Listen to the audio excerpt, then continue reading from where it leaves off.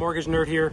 Got my buddy still here in this video also, this beautiful big white crane that I have here in the Florida Keys with me. But I want to talk to you today about foreclosures. Everyone thinks this wave of foreclosures that is going to come is going to cause a crash. It's not going to cause a crash. Hey. Really, what does foreclosures mean for the average person? Average people come to a realtor and they say, hey, I want to find foreclosures. And realtors say it doesn't work that way. But people don't get it. Why do they say that? Because when a house goes into foreclosure, it goes to the courthouse for the county, and that county will sell it at an auction. So you'll get investors who will bid on that property. They'll already put cash forward.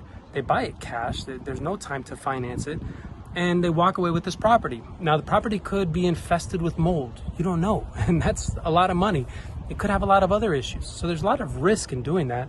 But there are people that are very good at it. They've done it a lot, and they make a lot of money doing it too. What the average person has to do is they have to wait for no investor to buy it at the courthouse. So now the bank takes ownership of that property. Now it's called an REO. REO is real estate owned. So the bank now owns this property. Now the bank has to get the realtor that they like and know that's going to usually do it at a discount. They're going to list the property. They're going to have to maintain the property. They're going to have to mow the lawn. They're going to have to paint it. They're going to have to put appliances. They have to do all these things to make sure that you can get it. The average person can go to their realtor and say, I want a foreclosure. And then they say, look, here's an REO. When the market crashed 2008, 2010, REOs were huge. And yeah, they were low priced. So were all the other houses. See, the thing is, people think that foreclosures mean that they're going to be listed less than the market value. That's just not the case. The banks want every dollar they can get.